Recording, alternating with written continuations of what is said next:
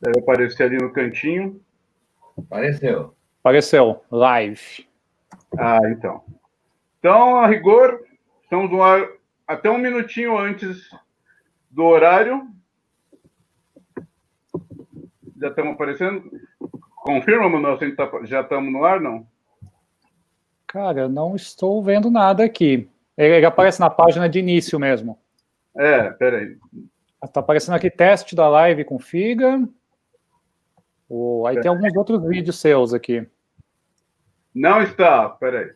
Não, até agora não. Para mim, na tela do Maurício aparece live e o cronômetro. Sim, aqui. Sim. Aqui eu também estou vendo. Não está, né? No YouTube não está aparecendo. No YouTube ainda não está aparecendo. Peraí, não sei porquê. Ué. Devia estar aparecendo. Peraí. Tá. Tô falando que... Ué. Peraí, só um segundo. Falha técnica. No Live Comments já apareceu o Eduardo Rio, mandando um salve. Então está aparecendo em algum lugar. O meu não apareceu nada aqui, deixa eu ver. Live Comments, vamos ver. Tá, exatamente. Apareceu um. Ué, então estamos vendo... Agora, o Nilson Andrade. Exatamente. Boa noite, Manuel, Figa e Maurício. Boa noite, Nilson. Boa noite, Eduardo. Espera aí. A minha assistente de palco está aqui do lado falando que não apareceu ainda ali. Tá agora ao vivo, ó. Estamos ao vivo agora. Aqui no YouTube? Deixa eu ver, cadê? Isso. Não aparece.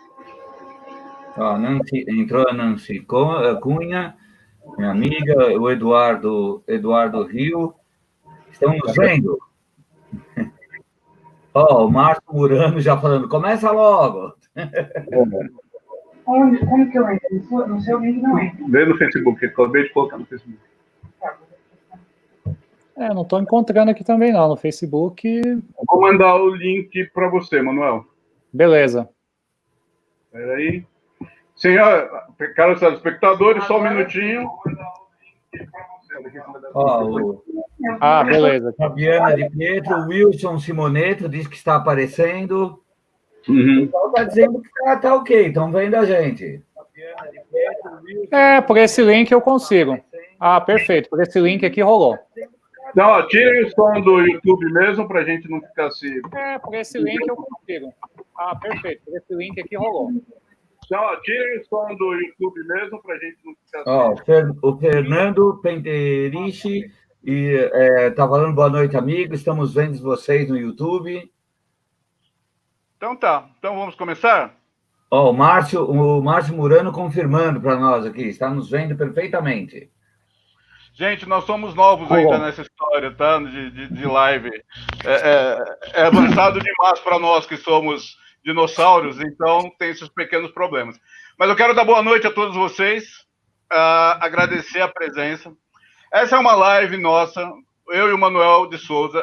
Para quem não sabe, nós escrevemos o livro O Império dos Gibis, que é uma celebração da história da Abril, né? Da Abril Jovem, da Abril nos quadrinhos. E todo mundo tem, só o Figa que não. Ele falou mal dele, então ele preferiu não ter o livro. Não é verdade. O dele autografado ainda, hein? Exatamente. O Figa também tem. E a gente vai bater um papo aqui sobre os quadrinhos da Abril, sobre a carreira do Figa, tá? Vamos fazer algumas perguntas e vamos abrir também para algumas perguntas do público. Espero que vocês estejam nos ouvindo muito bem. Então, acho que o Figa, antes de nós começarmos diretamente, o Figa queria falar alguma coisa. Figa, por favor. Ok, obrigado. Bem, em primeiro lugar, né, Maurício, Manuel, muito obrigado pelo convite. É realmente, de fato, uma honra estar aqui com vocês. E o que eu queria dizer brevemente é o seguinte, só reforçando mais uma vez, para que não ocorra nenhuma confusão, tá? O livro é uma obra da Editora Heróica, escrito por Maurício Muniz e o Manuel de Souza, tá? E eu não tive nenhuma participação neles, é uma obra totalmente independente. Eu não pedi para ver antes da publicação, ou tentei censurar qualquer coisa, é uma história, é uma obra totalmente livre. A minha única colaboração, humilde colaboração, foi ter dado uma entrevista, né? Uma longa entrevista, porque afinal trabalhei 31 anos lá na Abril, tinha bastante a falar, e também respondi eletronicamente algumas dúvidas, tanto de Maurício quanto do Manuel, que surgiram durante a elaboração do livro. Apenas isso. Então, essa é uma obra independente. Mas também cabe aqui dizer que, e aí é um comentário meu, é o seguinte, eu acho que é um trabalho extraordinário, é realmente uma obra de fôlego.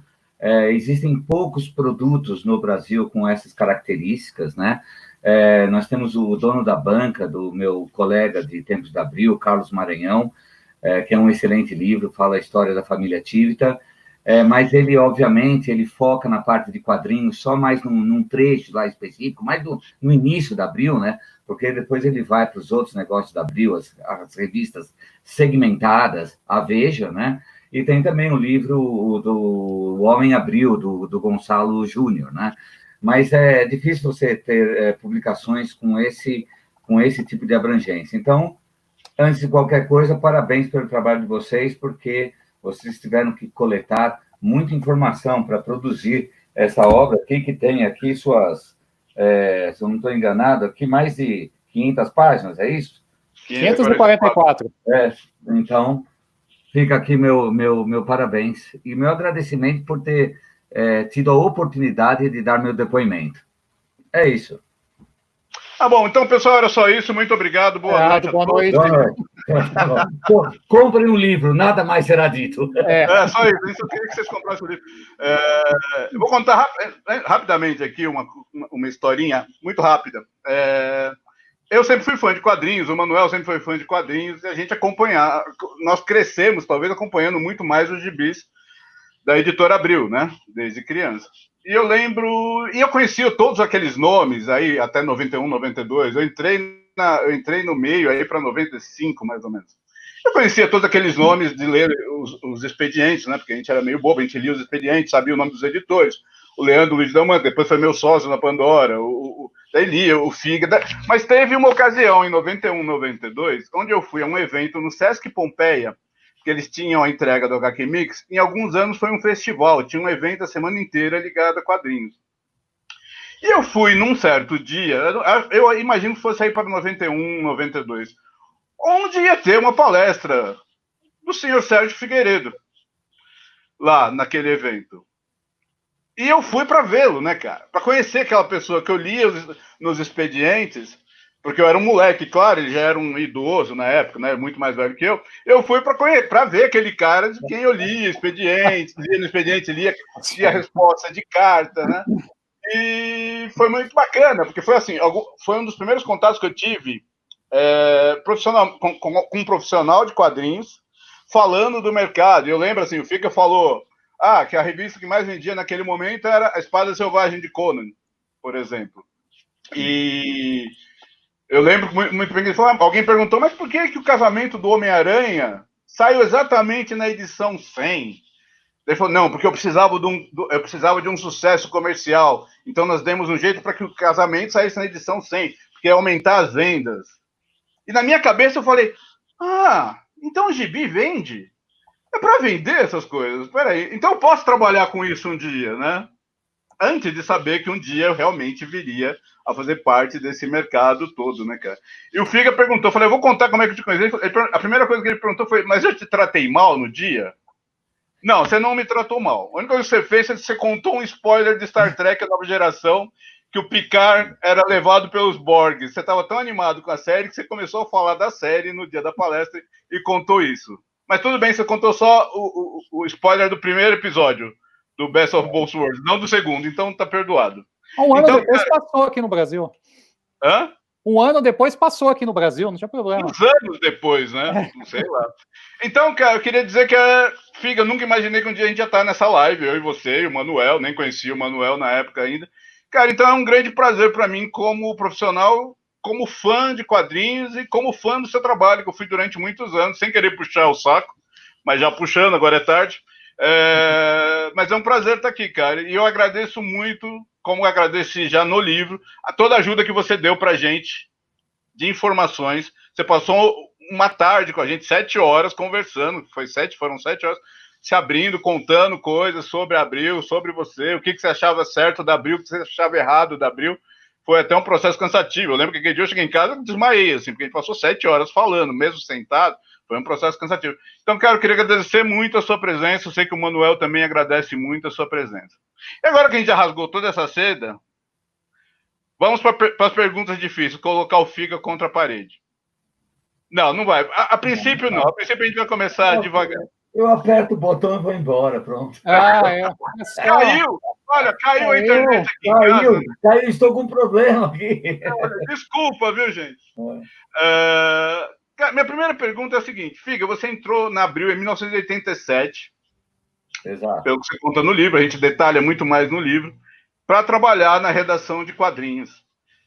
Mas nessa época você era um fã de quadrinhos? Como é que você via aquele mundo dos quadrinhos? Você entrou lá falando, sei lá, mais um emprego, né? Eu vou ficar um tempinho trabalhando com gibi, depois eu vou fazer alguma coisa séria.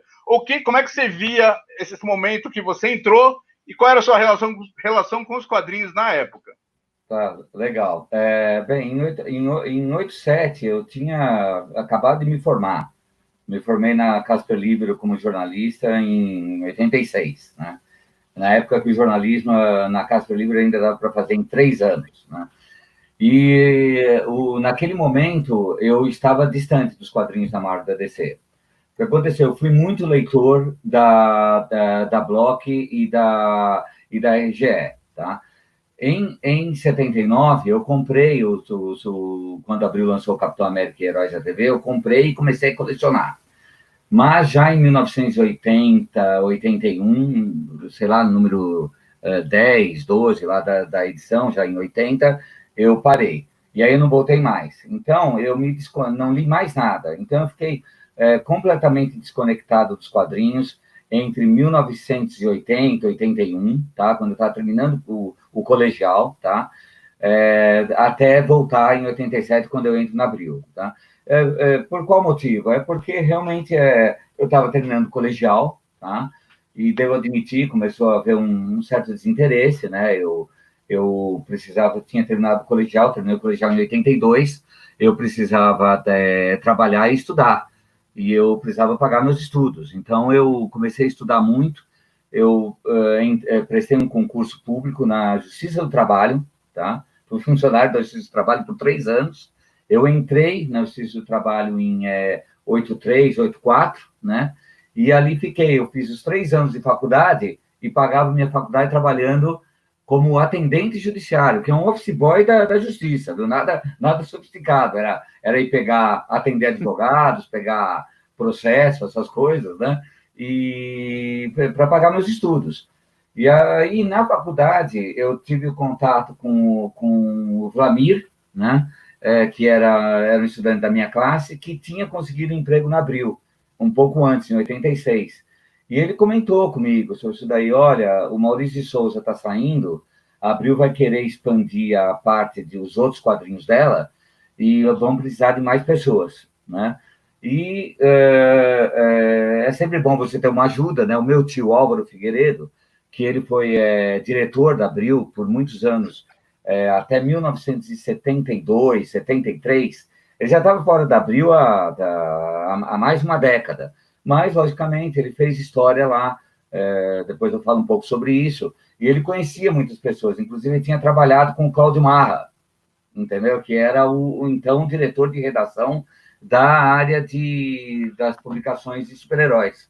E ele ligou para o Marra e falou assim: olha, meu sobrinho, ele adora essas tranqueiras aí de aventura, ficção científica, super-heróis e tal, está procurando uma oportunidade. Aí o Marra falou: que bom, ele conhece um dos meus editores, que está lá na Casper Libero, o rapaz se formando, manda ele aqui, que pode haver uma oportunidade, porque nós estamos tendo umas mudanças aqui. Essas mudanças eram justamente ali no final de 86, a saída do Maurício de Souza, entendeu?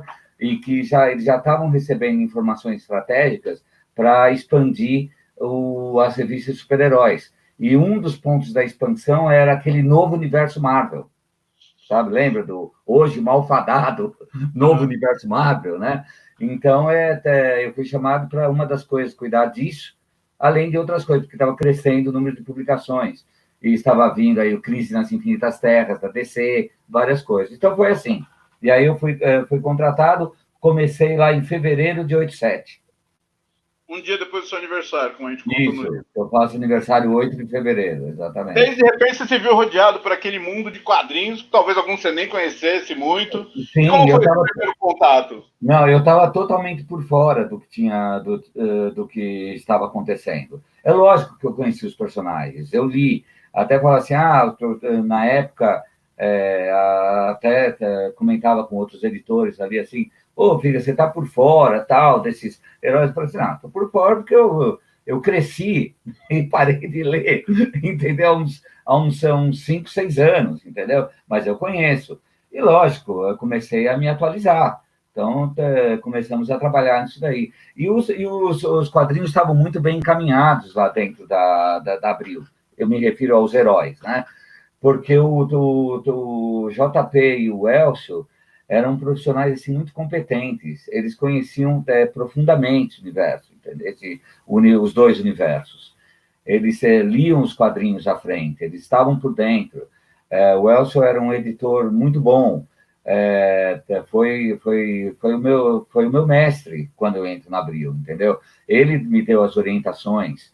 Olha, fica é assim o jeito de editar o texto de quadrinhos, aqui está muito formal, tá? Muda isso daqui, muda aquilo lá. O JP também começou a dar muita orientação, entendeu? Falou assim, fica esperto, estão saindo umas traduções erradas aqui, os caras estão, sabe, pequenas coisas, assim, mas que são importantes, que master não se traduz como mestre, se traduz como patrão. Para o inglês serve para os dois, entendeu? Mas em português, quando o Alfred fala com o Batman, fala Master Bruce, é patrão Bruce. Não é como quando você fala como Yes, my master, o Darth Vader com o Imperador, que aí ele está se dirigindo como mestre mesmo, mestre das artes, né, do universo de Star Wars, entendeu? Então, estou dando um exemplo, mas várias outras. Então, não foi assim tão difícil eu me adaptar e começar a me envolver com a edição, né? Na época também tinha entrado o Leandro Luigi, né? E que era um cara muito legal também, que me orienta, que também o Leandro estava por dentro de tudo, porque ele nunca tinha largado os quadrinhos, entendeu? Ele estava firme na leitura. Então ele me passava uma coisa e falava assim, fica, lê essa sequência aqui do Homem-Aranha, porque isso aqui vai ser importante lá na frente. Olha, vê o Guerras Secretas original para você ver o que eles mudaram lá com o negócio do uniforme negro, você está entendendo? Então, colegas meus, boas pessoas, me ajudaram. E em um ano eu já estava familiarizado com tudo. Então, sabe, na boa, né? No big deal, entendeu? Não foi um grande problema. E você nunca pensou, você não pensava, vou entrar na Abril trabalhando com quadrinho e depois eu passo para outra coisa. Talvez você tenha pensado, mas... eu passava, mas não assim como um objetivo, entendeu? Não como objetivo. É lógico que um jornalista, assim como um jogador de futebol não tem time, né? Ele joga para o time que paga mais, né? Um jornalista, ele obviamente, se ele vê uma oportunidade, uma outra editora ou uma outra revista, é lógico que ele demonstra interesse. E você precisa entender uma coisa, né? A Abril, em 1987, era uma empresa de 11 mil funcionários. Eu vou repetir para vocês. 11 mil funcionários, entendeu? Sabe, com trocentas divisões, trocentas revistas, entendeu? Trocentos negócios. E ainda tinha as coisas paralelas, né? Que vinham sendo feitas como uma nova cultural, que eram ainda os fascículos que eram publicados, entendeu? Então, as possibilidades eram enormes. O seu Vitor e, subsequentemente, o Dr. Roberto, eles queriam sempre coisas novas. Eles não queriam descansar. Eles eram realmente extraordinários. Não é porque eles foram meus patrões. Eu afirmo aqui para vocês. Porque cada ano eles falavam assim, o seu Vitor falava assim, como é que se passou um ano inteiro e a gente não lançou uma revista nova? Era assim, sabe? Como é que ele não lançou uma nova coleção? Como é que ele não lançou um novo livro? Como a gente não fez um novo almanaque? Ele toda hora, o seu Vitor, assim, ele mandava bilhetes para os diretores de redação, falando assim, eu vi lá nos Estados Unidos, lançaram esse almanaque de cinema, entendeu? Assim, por que a gente não faz um aqui desse jeito, sabe? Ele era um cara provocador, ele era realmente um empresário do meio de comunicação. Isso nunca poderá ser esquecido, entendeu? Então, as possibilidades eram enormes. Para um jornalista novato como eu ia ignorar se surgisse, de repente, uma oportunidade em outro lugar? Não, ninguém aqui, vocês concordam comigo, faria isso. Mas não era uma coisa de caso pensado, vou ficar aqui 2 anos e depois vou para a Veja, sabe? Não tinha essa programação. E tem mais, né, meu? Eu, ali com 21 anos, né, 87, né, 22 anos, eu estava absolutamente deslumbrado com aquilo. E que, inclusive, me levou a cometer alguns erros. Eu já expliquei isso daí para você, assim, no modo de conviver com as pessoas, às vezes até um pouco com os leitores, eu fui, às vezes, um pouco ríspido, porque eu tinha 22 anos, gente, então, sabe, eu estava com a adrenalina, a testosterona lá no alto, e cuidando, sabe, de coisas espetaculares, estava lançando tudo naquela época. Você imagina você ser um editor das Crises das Infinitas Terras, que estava reformulando o universo dos quadrinhos, o lançamento do novo Superman. Não cuidei especificamente disso, era do Leandro, mas estava envolvido ali. A gente falava toda hora, sabe? O que estava acontecendo com os X-Men, com os Novos Titãs, sabe? O contrato de Júlia. Aliás, Novos todas Titãs. essas histórias, só concluindo isso, todas essas histórias que hoje estão sendo transformadas em filmes, né? Em filmes e séries de TV, né? E o pessoal fala... A gente estava editando aquilo pela primeira vez no Brasil. Dá para imaginar isso? Hoje que a gente vê lá que o Crise nas Infinitas Terras do Flash, aí, dessa série que estão fazendo, tal, com esses crossovers, a gente estava no início. Se coloque no meu lugar. A gente, sinceramente, estava se achando o rei do mundo. Você teve uma coisa interessante nesse seu primeiro ano, segundo ano, que você pegou 2 coisas bem interessantes, né? Você pegou um grande sucesso de público, que foi Novos Titãs, que na época era a revista mais vendida da DC, e você também pegou o novo universo Marvel, que nem nos Estados Unidos foi muito bem. Como é que você lidou com essas coisas? Olha, veja, o que o Marra contou na época, né? Porque quando a gente começou a ler as histórias, né? A gente, tanto eu quanto o Leandro, eu falava, Leandro, dá uma lida nisso daqui. A gente começou a ver os personagens, né? Merck, o mercenário, sabe? Todos aqueles... Do novo universo. Do novo universo Marvel, tudo aquele personagem. Aí a gente começou a falar assim, mas que porcaria é essa? Porque era muito ruim, entendeu? Não salvava o estigma até que aquele personagem, o Star Brand, até que era legalzinho, sabe? Então, não é assim, o estigma e aquele do sonho... Vocês todos irão de convir que não era uma coisa que você abria e, sabe, começava a se maravilhar, falando, nossa, eu estou com a obra-prima dos quadrinhos universais aqui, entendeu? Então o Marvel nos contou, falou assim, olha, meio que a Marvel conversou com a gente, né? É uma outra coisa, né? A gente fala aqui no Brasil Marvel, né? Que é o jeito de falar, né? Você vai ver, americano fala a pronúncia do Marvel, eles comem o egg, né? Então, assim, Marvel, eles cortam o egg, né? Mas a gente fala que é aportuguesado mesmo, que é Marvel, entendeu? Então a Marvel, ela meio que pressionou a Abril, chegou e falou assim, escuta, isso é um outro universo, entendeu? Ou vocês publicam, ou a gente vai pedir para outro fazer. A gente tem que recuperar um pouco da grana investida, entendeu? E aí se discutiu muito o projeto, se ia lançar, porque, se eu não me engano, eram 8 títulos. Então, se não lançar 4 de revistas de 48 páginas, sabe, com 2 cada um e tal, e acabaram optando por lançar só 2, com 2 vezes 80 mais 4, onde cabiam 3 histórias cada uma, né? Então, a gente tinha que fazer um revezamento, que já não era bom, porque você tinha 8 temas para publicar num espaço de 6 por mês, entendeu? Então, a gente tinha que ficar fazendo um rodízio lá para ver quem entrava, e é isso.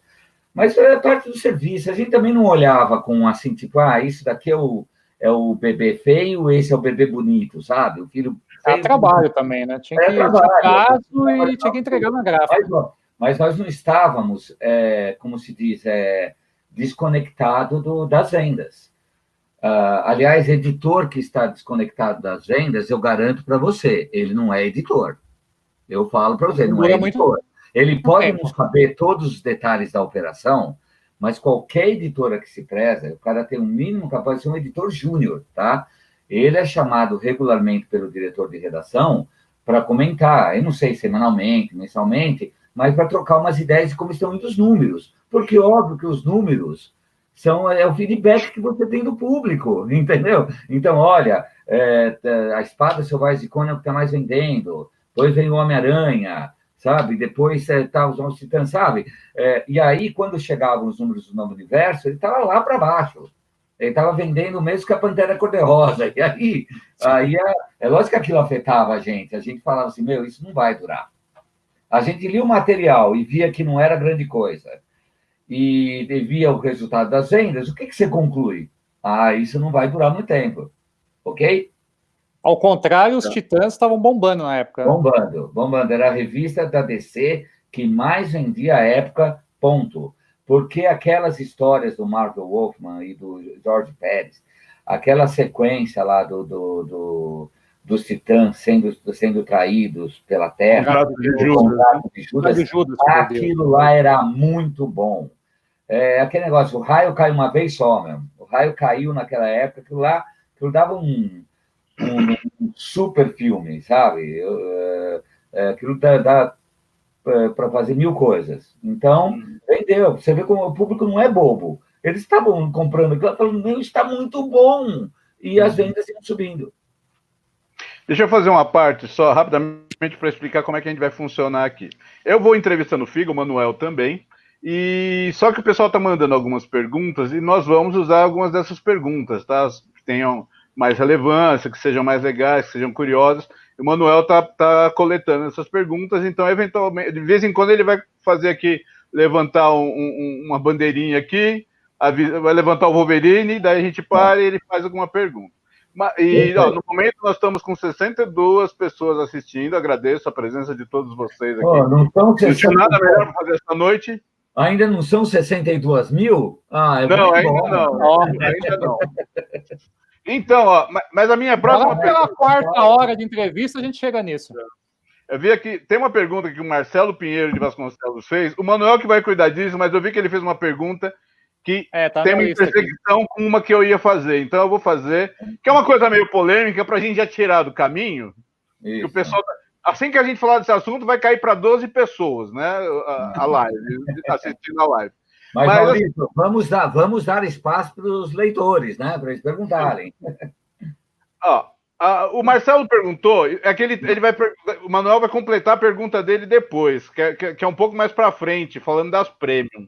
Mas o que eu queria saber, você falou que quando você entrou, você teve quase como mentores o JP e o Elcio, te ensinaram muita coisa. Só que era uma prática na época da Abril, cortar páginas, cortar histórias, aquela velha história que todo mundo reclama. Você, nesse processo, no início ali, o que você achava disso? Qual era a sua visão sobre esse lance de cortar histórias, pular histórias, né? Pulavam histórias, cortavam algumas páginas. Eu sei que depois sua visão mudou. A gente vai falar disso também. Mas ali, naquele momento, como era? Não, é o seguinte, então vamos separar, tá? Existem realmente dois tipos de cortes. Um é você cortar uma sequência de histórias de algum personagem, tá? Eu acho isso uma situação perfeitamente válida. Eu explico por quê. O que acontece? A Marvel e a DC, elas publicavam muitas coisas, tá? O mercado brasileiro não tinha condições de absorver tudo aquilo, tá? Ponto. Não tinha condições. Pode argumentar o que quiser e eu vou reafirmar, não tinha. Não dava para publicar tudo que saía nos Estados Unidos no Brasil. Não dava. Não havia bolsa para o brasileiro. Tá? Nós estamos falando de uma economia 10 vezes mais pobre, entendeu? Que a brasileira. Os Estados Unidos é 10 vezes mais rico. Tá? Então, não adianta. Isso é um fato. Então, era obrigação nossa como editores, já que a gente via as sequências de histórias antes, tá? Perceber, por exemplo, nossa... O Superman vai entrar por uma fase, entendeu? De 12 histórias, nas quais não acontece absolutamente nada. É uma chatice, entendeu? Novamente ele cai num truque do Lex Luthor com a Kryptonita, sabe? A mesma história de sempre. Então você via aquilo e falava, pô, não dá para publicar isso daí, porque senão as vendas vão cair. Aí vai publicando aqui, então o pessoal desiste da revista, entendeu? Então é isso. Então a gente lia, tomava uma decisão e não publicava.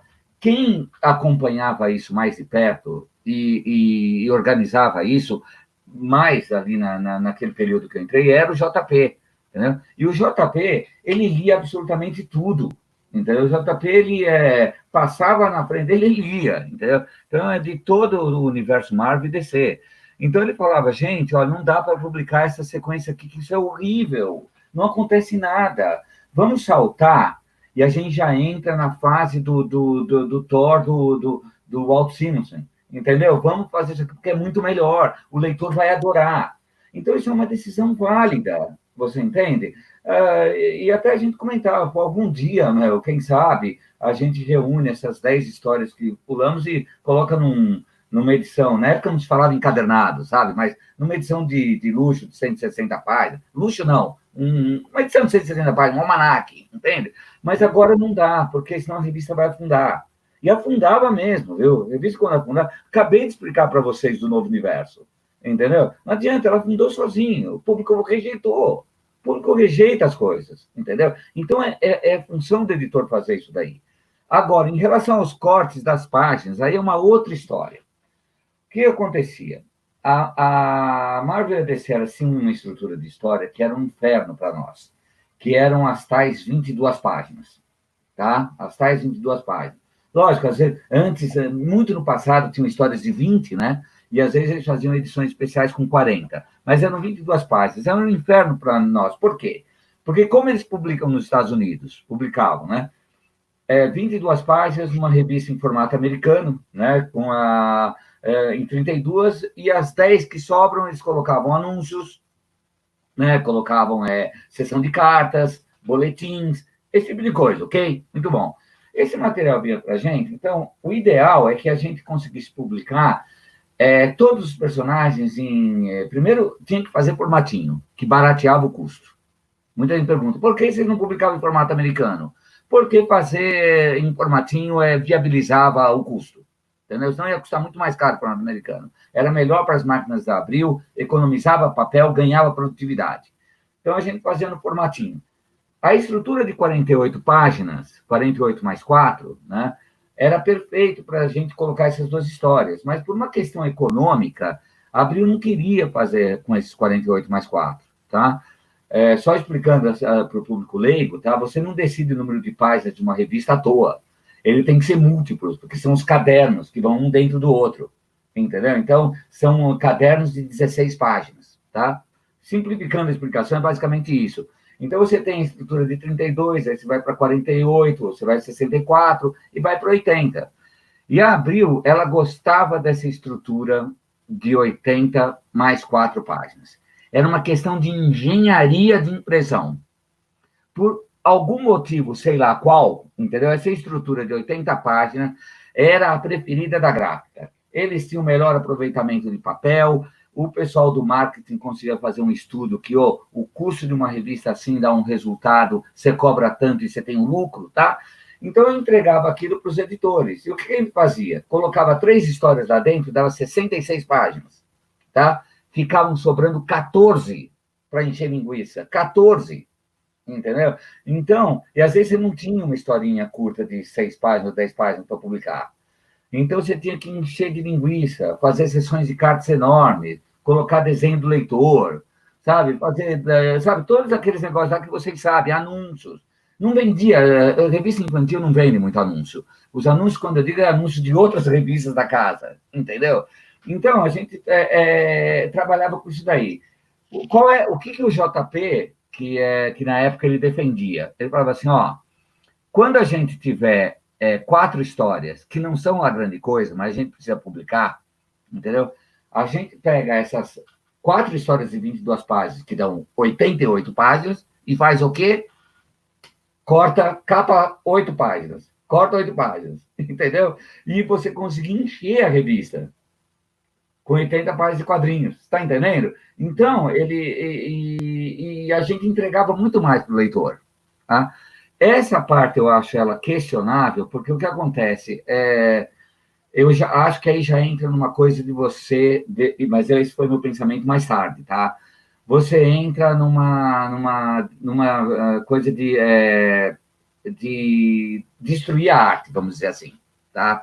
Ninguém gosta, por pior que seja o filme, tá? Ninguém gosta de saber que está assistindo um filme que é de 2 horas, você está assistindo só 1 hora e 40 minutos, né? Mesmo que o filme não seja grande coisa, tá? Se cortar uma obra-prima, então você mata os caras, certo? Mas mesmo que o filme seja mais ou menos, você fala, dane-se. Eu não quero assistir a versão editada. Eu quero assistir as 2 horas do filme, mesmo sendo mais ou menos. Então, você está meio que destruindo a obra. Mas eu comecei a pensar assim, mais para frente. Na época, não passava muito pela nossa cabeça. E também nós temos que entender as circunstâncias. O Brasil era um país muito fechado. Além de você estar longe do universo da internet, ainda não havia internet, tá? O Brasil era fechado, tá? Principalmente ali no início dos anos, no final dos anos 80, no início dos anos 90, depois da eleição do Collor, abriu um pouco, mas ainda assim era muito fechado. O que eu quero dizer com isso? Pouca gente tinha acesso ao que estava acontecendo lá fora. Então, o leitor, ele não sabia que a cronologia estava 4 anos atrasada. Você está entendendo? Mas tinha leitor que sabia. Mas eram leitores especializados, como vocês, entendeu? Que recebiam revistas do exterior, e aí podiam cotejar o trabalho da Abril com o original. Você está entendendo? Então, era essa a circunstância. Não tem muito mais a dizer. Cara, eu era seu leitor na época e eu não sacava nada. É isso que eu digo, entende? Talvez a Abril, talvez com a experiência que eu tenho hoje, talvez eu tivesse chamado o pessoal de engenharia, da época do papel, lá da gráfica, e conversasse com o pessoal de marketing, e aumentasse a quantidade de títulos, com várias revistas de 48 páginas, onde caberiam 2 histórias inteiras, sabe? E a gente ocuparia mais as bancas com mais títulos, entendeu? Porque é importante. Na época era importante você ter ocupação de bancas, né? Não era bom você ter poucos títulos, tá? Mas, de novo, a Abril não estava nem aí. Até 1986, nós precisamos entender o que era a Abril até 1986. Ela dominava todos os segmentos do mercado, todos os segmentos que você pode imaginar, tá? Revista mais vendida de carro, 4 rodas. Maior revista feminina do Brasil e da América Latina, Cláudia. Melhor revista de negócios, Exame. Mais importante revista nacional semanal de informações, Veja. E assim vai, tudo. A Abril dominava tudo. E na área infantil até 1986, ela tinha 90% do mercado. Turma da Mônica, com Maurício de Souza. Todos os heróis, Marvel e DC, toda a Disney, tá? E todas as outras coisas que publicava lá, de personagens da Hanna-Barbera, Pantera Cor-de-Rosa, sabe? Isso aí. Então, ela dominava. Ela é o que é a Panini hoje. Entendeu? Então, não tinha para ninguém. E aquilo também criava uma certa arrogância, entendeu? Tipo, eu dito, se eu quiser ter 20 gibis nas bancas por mês, eu tenho 20, se eu quiser, eu tenho 12, sabe? Não enche muito o meu saco, porque o mercado é nosso. Você sabe que a verdade, né, de todo liberal, eu sou um liberal conservador, né? Então eu falo, olha, é importante a competição, lógico que é, mas quando você está na cadeira de comando, entendeu? Você quer a concorrência morta, concorrente morto. É isso que eu ia falar. Esse é o lema, geralmente.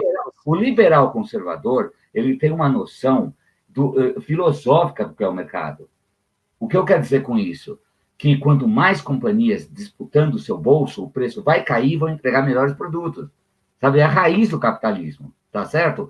Mas quando você tira a visão filosófica e bota a cabeça do empresário, entra na cabeça de um empresário que tem que defender o caixa dele. Pergunta se ele quer concorrência. Ele gostaria de ter monopólio. Tá ele sozinho no mercado. Você está entendendo? É isso.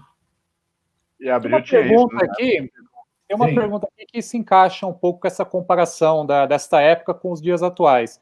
O Marco Túlio Vilela perguntou, os lanternas em vendas daquela época, anos 80 para baixo, vendiam mais que os best-sellers de hoje, da Panini? Com certeza.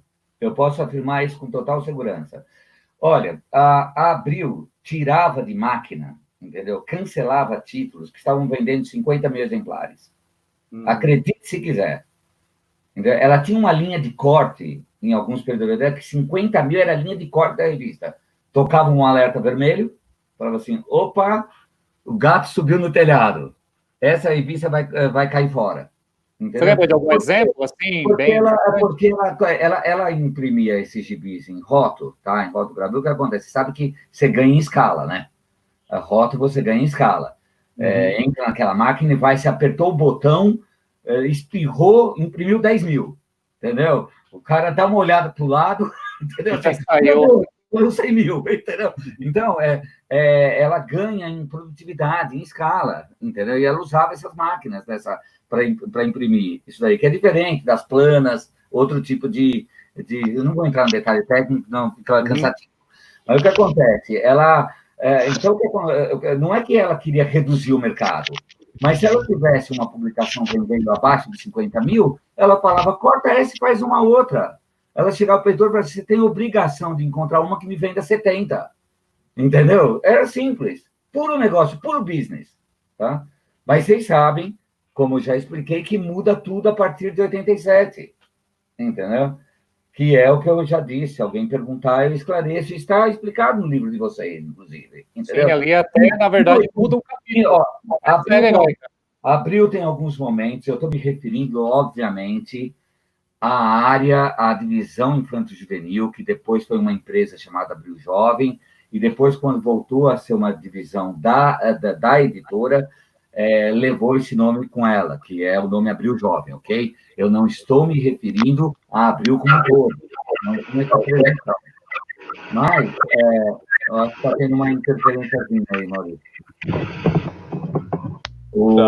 Então, agora passou. Então, o que acontece? 86 é um ano fatal para a divisão infanto-juvenil, que viria a ser Abril Jovem, ok? Tá? Por quê? A Abril não renova com o Maurício de Souza. O Maurício de Souza, em 86, já era um mamute, entendeu? A Abril, quando ele sai, quebra metade da circulação da Abril Jovem. Metade. Você tinha que juntar a Disney e os super-heróis para dar o que vendia o Maurício de Souza. Entendeu? Então, pela primeira vez, esse segmento, Maurício de Souza vai para a Globo, entendeu? Um segmento, Abril não é mais líder. Ela estava, no máximo, empatado com o concorrente, entendeu? Ela perdeu aquela liderança absurda que tinha, entendeu? Por isso que eu digo, se diretores da Abril, e isso eu incluo até o meu tio Álvaro Figueiredo, lá em 1970, quando foi lançado a Mônica e o Cebolinha, tá lá no início, tivesse conversado com o Maurício de Souza para comprar o negócio dele, entendeu? Fazer uma oferta, olha, nós queremos ser seu sócio, não licenciado, não pagar royalties. Queremos ser, você pode até ser o sócio majoritário, tá? Ou senão nós somos o sócio majoritário, mas você coloca no contrato que você tem direito a veto editorial. O editorial quem manda é você. Sabe, como esses contratos que são feitos, sabe? A Abril tem que ter tido uma posição meio como a antiga National Periodic, a DC, com os caras que criaram o Superman. Você está entendendo? Então, tinha que ter feito uma proposta para ele, e na época a Abril tinha dinheiro e podia fazer uma proposta enorme e trazer de volta, trazer a Turma da Mônica e ser parte da editora Abril. Entendeu? Porque o que acontece? A área infanto-juvenil, esse é o erro, talvez, capital da editora Abril. A área infanto-juvenil, ela era, na verdade, a mais suscetível. Ela, apesar de estar no 90% do mercado, tinha um calcanhar de Aquiles. Qual que era o calcanhar de Aquiles? Ela dependia de outros. A Turma da Mônica não era dela. A Marvel não é dela. A DC não é dela. Os personagens da Hanna-Barbera não eram dela. Nada era dela. Vocês entendem? Ela não tinha... Pense lá, a 4 rodas, a marca era da Abril. entendeu? A Veja é da Abril, a Exame é da Abril, a Cláudia é da Abril, e todos os outros títulos que você puder imaginar. Lógico, depois ela também licenciou outros títulos como a Cosmopolitan, que virou a Nova e tal. Mas se ela tivesse um pau com a Cosmopolitan falar assim, eu vou embora, ela fala assim, vai, eu tenho a Cláudia. Você está entendendo? Uhum. Agora, Abril não. Abril, e isso talvez faltou estrategicamente uma visão lá atrás. Em 86 não adiantava mais, porque em 86 Maurício de Souza já era um homem muito rico, entendeu? E a Abril ajudou a fazer essa riqueza. Eu sei que os personagens da Mônica e o Cebolinha já existiam, mas quem tornou ele realmente nacionalmente conhecido, entendeu? Foi quando lança a Mônica em 1970, gente, tá? Que é tão bem recebido pelo público que começa a fazer sombra sobre a Disney, que até então reinava absoluta. Você entende? Então, esse momento, ele é capital, entendeu, para Abril. Então, ela perde o Maurício de Souza. Inclusive, a minha contratação está ligada a isso. Porque em 87, a Abril precisava expandir para outras direções. Então, ela começa a se movimentar. Ela começa a publicar mais coisas da Disney, ela traz uns novos personagens nacionais, ela começa a lançar todo aquele negócio de Turma do Seninha, Gugu, Faustão, sabe? Todas aquelas coisas lá. Uhum.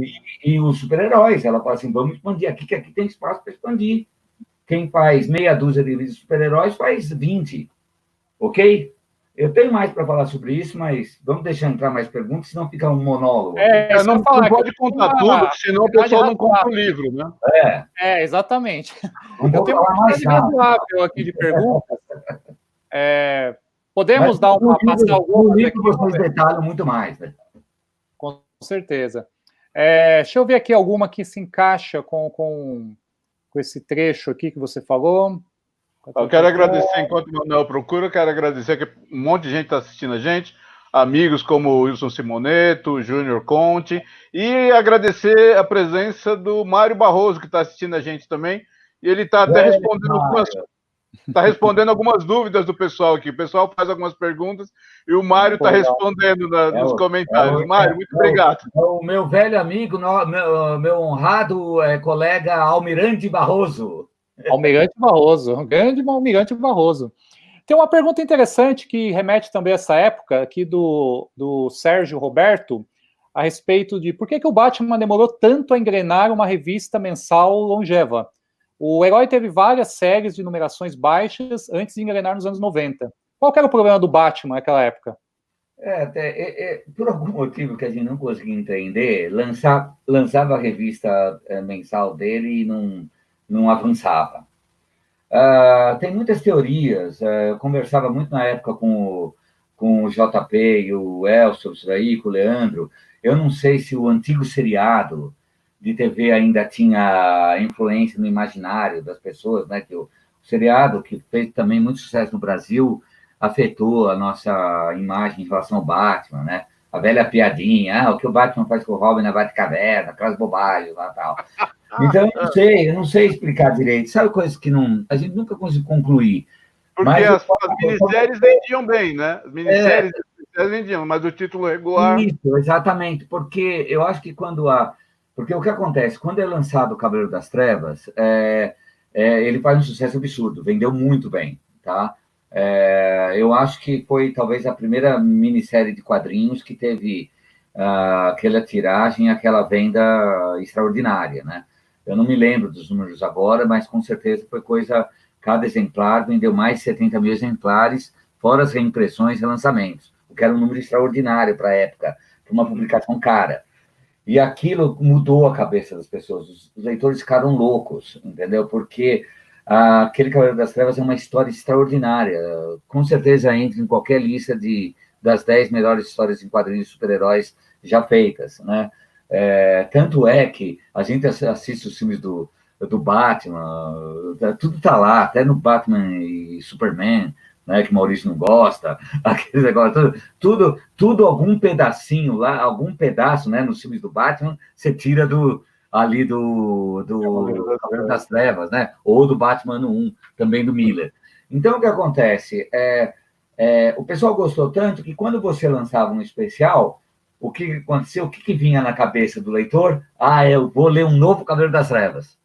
Tá entendendo o raciocínio? Então, você criou meio que você ali que fez uma fundação com o Cavaleiro das Trevas do chamado quadrinhos adultos. Vamos chamar assim de adultos, entendeu? Você criou uma linha de quadrinhos e falava assim, não estou nem mais vendo heróis. Entendeu? Poderia ser, por exemplo, um cara como eu, que parei de ler ali em 79, 80, sabe quando abriu lançou Capitão América e Heróis da TV? Mas, de repente, estava passando na banca e viu uma coisa diferente e comprava, que é o que estava acontecendo. Muitos mandavam cartas e falavam assim, não estou lendo mais a revista de linha, mas quando vocês lançam esses especiais do Batman e alguns outros heróis, eu compro. Então, aquilo foi meio que os pilares de uma coisa. Então, é essa explicação que eu dou. E quando você lançava em formatinho, o cara já tinha a visão, pô, que Batman é esse? Mas, aos poucos, a gente conseguiu ir tirando essa cisma e depois tivemos umas revistas de linha que fizeram até bastante sucesso. Ok? Você comentou sobre quadrinhos adultos, tem uma pergunta aqui do César Lima que eu acho que encaixa com essa brecha. As graphic novels eram editadas pelo FIGA também, como a X-Men, a Morte do Capitão Marvel, etc. Sim. Fala um pouquinho das graphic novels, como é que foi aquele momento. No começo, sim. Mas o que acontece? Na época, no começo, sim, por mim, ali na nossa divisão, né? Mas não só... não digo especificamente por mim, eu acho que quem editou A Morte do Capitão Marvel, eu acho que foi o Leandro. Mas era da nossa equipe naquele momento, tá? Sim, nós fazíamos. Aí o que acontece? O sucesso dessas publicações e algumas informações que estávamos recebendo lá do exterior, porque estava começando a aparecer lá, além das graphic novels, estavam começando a aparecer os encadernados e mesmo aqueles encadernados de capa mole, não capa dura, tá? Estava começando a ter uma movimentação no chamado mercado de venda direta nos Estados Unidos. Venda direta não é como o que a gente chama de venda direta aqui, tá? Eu quero dizer, a editora vendia diretamente para as comic shops, é isso que eu quero dizer. Pois bem, e o Ike Zarnat, que era nosso superintendente à época, detectou isso daí, né? E ele conversou com a Elizabeth de Fiore, que era a nossa diretora editorial geral, né? E aí ela falou assim, olha, eu quero fazer mais coisas especiais. E aí eles tiveram uma outra decisão estratégica. E, novamente, gente, se o Maurício de Souza não tivesse saído, né, talvez essa decisão estratégica não tivesse sido tomada. Por isso Se o Pica-Pau não tivesse avisado a polícia... Nada disso teria acontecido. Você entende? Então, o que acontece? Dentro daquela política, não temos Maurício de Souza, precisamos expandir para outros caminhos, veja só, ela achou que tinha tanta coisa legal para publicar de graphic novels, de edições de luxo, minisséries de luxo, formato americano, formato magazine, né? Que eles decidem criar uma nova redação, tá? Então, essas publicações de luxo, elas saem da minha redação. Sinceramente, eu já não lembro mais o ano direito, mas está lá no livro, entendeu? Acho que é 1990. E isso vai para uma outra redação. Isso vai para uma outra redação que eles passam a chamar internamente de redação de quadrinhos adultos. A redação adulta. Mercado. Mas lá dentro, assim, porque fica até um negócio chato, tipo, se eles são a redação de quadrinhos adultos, nós somos o quê? A redação de quadrinhos infantis, entendeu? Mas eles chamavam a gente de redação de super-heróis e a redação de quadrinhos adultos, mas isso internamente, tá? Então, tudo que era diferenciado passa a ser publicado por uma outra redação, na qual trabalhou a Ana Jover, Marcelo Alencar, me perdoe se eu esqueço nomes aí, mas e outros profissionais, entendeu? Então foi isso que aconteceu. Marcelo Alencar, quando a gente entrevistou o Marcelo, ele comentou que, na verdade, a redação de adultas era um material mais caro. Não é que era exatamente um material adulto, era um material para vender para quem tinha mais dinheiro, quem tinha um poder aquisitivo. Enquanto muitos materiais que também eram adultos, sei lá, o Demolidor do Frank Miller, por exemplo, né? Saía saía no formatinho, né? Então, Sim, o adulto não era adulto, era mais caro só. É que, via de regra, é o que tinha saído com um tratamento diferenciado nos Estados Unidos. Via de regra, não estou falando que é 100%, via de regra. Ou seja, uma minissérie que foi publicado com um papel de melhor qualidade lá, uma minissérie em 4 edições, tá? Não importa que era do Capitão América, ela tinha um tratamento de arte e gráfico mais bonito, um acabamento lá fora mais legal. Então, isso já, na hora que vinha o original americano, já falava, isso não é do Figa, ia para outra redação, entendeu? Via que bacana. Você acabou de responder a pergunta da Milena Azevedo, que ela perguntou exatamente como eram selecionados os títulos das graphic novels. Então, os títulos, nessa fase, o que saía ou não saía não era comigo, entendeu? Isso passou lá para o pessoal de adulta. A Mônica, inclusive, a Mônica foi a primeira diretora, a primeira editora-chefe da redação de adultas. Ela se relacionava com os editores dela, entendeu? Mas trocávamos ideias, às vezes perguntava, o que você acha disso? Ah, achei legal. Perguntava para mim e para os meus editores, entendeu? Mas o que saiu ou deixou de sair nesse período da redação de adultos, que durou, se eu não me engano, 2 ou 3 anos, eu não lembro, tem que checar no livro. Tá? Checa no livro. Aqui, no Império Gibi. Quem decidiu foi lá, não fui eu, ok? Todo mundo mostrou. De qualquer maneira, depois você também teve uma série do seu departamento, que é a Graphic Marvel, né? Era só focar no material da Marvel, né? Eu não lembro detalhes, novamente, todos esses detalhes, para quem é fã, entendeu? Está competentemente e com muita clareza explicado por vocês. Então, eu realmente recomendo ler um livro, porque é uma viagem no tempo e pela história de Editora Abril desse período. Eu não quero me apegar a datas e a detalhes. Mas o fato é, resumindo, depois dessa redação ela é extinta, tá? E o material de luxo, chamado material de luxo, reverte tudo de novo para mim, entendeu? Para a minha redação, na qual eu já era editor-chefe há algum tempo. Então, as decisões passam a ser tomadas por mim e pelos meus editores, que trabalhavam lá à época, o Mário, o Marco Moretti, o Karina, antes trabalhou com a gente a Lucrécia, da Sadica, muitos colegas com quem trabalhei, aí, desculpe se eu esqueço um nome. Então, a gente passa a escolher isso aí em conjunto sob minha supervisão. Sim. Ok? Para te dar um sossego, um segundinho, vou fazer uma pergunta um pouco mais longa para você descansar a garganta. Quiser tomar alguma coisa, ou ver que você já está tomando. Um vinhozinho. Deixa eu te perguntar. A Meca do Tricolor Paulista do Morumbi é o único time para o qual vale a pena torcer. Tem uma pergunta São Paulino aqui depois, hein? Tá na fila. Deixa eu te fazer uma pergunta.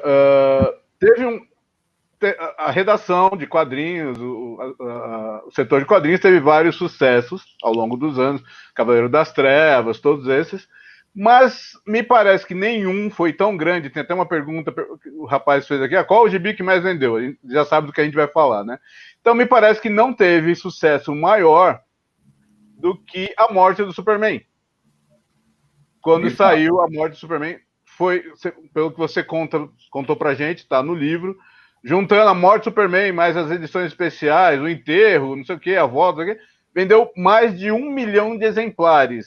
Sim. Toda aquela série ali. Um número que hoje é impensável, né? Hoje não tem gibi nem nos Estados Unidos que venda isso. Só deixando claro, né? Não é uma publicação. Conjunto. A morte do Superman, ela quebra todos os recordes imagináveis em termos de super-heróis. Todos. É a primeira vez que a venda se aproxima de 200 mil exemplares. Quebra a barreira do Conan, que na época vendia 120 mil, tá?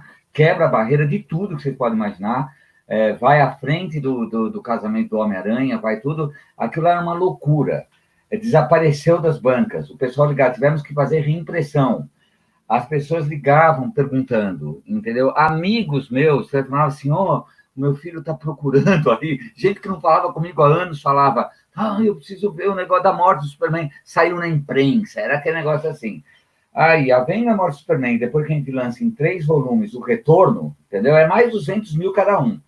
Aí depois a gente lança o primeiro número do novo Superman e todas aquelas publicações correlacionadas, e isso chega a 1 milhão. É só para deixar claro que não é que a morte do Superman vendeu 1 milhão. Foi a soma disso daí. Mas mesmo que você pegue isolado, a morte do Superman é campeã absoluta, porque ela vende, junto com a reimpressão, ela ultrapassa os 200 mil exemplares. Eram números que até então, somente publicações como a revista do Tio Patinhas, no início dos anos 70, e as revistas do Maurício de Souza tinham o poder para alcançar, sabe, quebrar essa barreira de 200 mil, ok? E a redação de quadrinhos, quando teve esse boom com o Super-Homem, você notou que ela foi vista de uma forma diferente dentro da Abril, pelos altos escalões, de alguma maneira? Sim, nós viramos reis. Esqueceram a Disney. Esqueceram tudo. Quem mandava lá era a gente. A gente virou astro de rock lá dentro, porque a gente faturou muito. Naquela época, a gente deu de margem para Abril mais de 4 milhões de dólares. A época, margem naquele ano, tá? Então, o que acontece? A gente virou o astro. A Disney, ela vendia 1/4 do que a gente estava vendendo, somando tudo, claro, entendeu? E o resto era irrelevante. Então, dentro da Abril Jovem, a redação dos heróis, assim, nós éramos as estrelas, tá? Entendeu? O que a gente pedia, a gente tinha. Por isso que começou aquele negócio. Ia lançar o Marvels, que era com aquela capa, sabe, de plástica. Imagina fazer aquilo lá. Em outros tempos, se eu aparecesse lá e falasse assim, quero publicar exatamente como um americano, com essa cobertura plástica, os diretores iam falar assim, os brinquedeiros iam falar assim, filha, vai ver se eu estou lá na esquina, volta para casa, hoje você não está bem. Com o sucesso daquilo, a gente conseguiu fazer tudo. A gente lançou lá o As Inimigo, até com uma capinha protetora, sabe, caríssima, sabe o que vamos fazer? Na época, a Rosana, esqueci o sobrenome dela, me perdoe, ela foi destacada, só para ver isso daí, lembra? A gente lançou aquela edição do Superman com capa metalizada. A capa veio... Nós lançamos a edição do Homem-Aranha com selo holográfico, onde você via ele se transformando. Lembra disso? Esta capa, sabe onde ela foi impressa? Ela foi impressa nos Estados Unidos, pela própria Marvel. O miolo foi impresso aqui e a capa veio de lá, e juntada aqui dentro. Entendeu? Não tinha tecnologia no Brasil naquela época para fazer aqui? Não tinha. Daquele holograma não tinha. Não tinha. Já tinha saído, né? Esse holograma saiu nas revistas gringas, daí depois a Abril lançou aqui, mas não sabia dessa. Porque tinha uma regra na Abril, entendeu? Você não podia mandar serviço para fora antes de consultar a gráfica. Você tinha que perguntar se a gráfica tinha condições tecnológicas de fazer o que você queria. Se a gráfica dissesse não, nós não temos, aí estava liberado para procurar fora. Entendeu? Então a gráfica falou, não, a gente não consegue. A gente até faz o acabamento quando chegar essa capa plástica, mas a gente não tem condições de imprimir no plástico.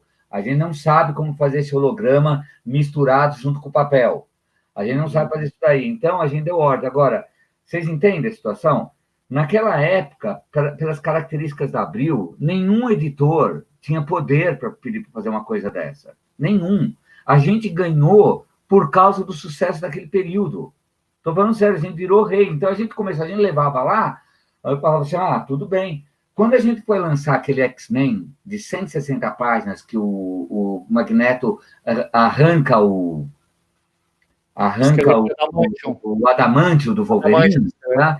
Na hora que ele lançou assim, não queriam, fazia muito tempo que não estavam incomodando a gente. Que foi a primeira vez que falou assim, pô, vai lançar uma publicação aí de um tijolo de 200 e tantas páginas, entendeu? Em formatinho, não é bem o público, você vai ter que cobrar aí, sabe, 4 vezes um preço de um gibi, algo assim, entendeu? Esse negócio vai encalhar. Eu falei assim, não vai não, porque todo mundo vai querer ver o Magneto matar o Wolverine. Matar não, arrebentar com ele. E dito e feito, lançou, o pessoal deixou arriscar um pouquinho uma tiragem um pouco maior, lá de uns 70 mil, mas com medo que aquilo lá ia encalhar. Vendeu tudo, entendeu? Então, pô, é cada um sucesso atrás do outro. Daqui a pouco a gente já ia começar a pedir para ter limusine própria, essas coisas. Por falar em Wolverine, tem uma vai. pergunta aqui do meia entrada, mas é curiosa por inteiro aqui, ó. Existia alguma rivalidade entre o pessoal da Marvel e da DC nas duas redações? Como era publicar os títulos de duas empresas antagônicas?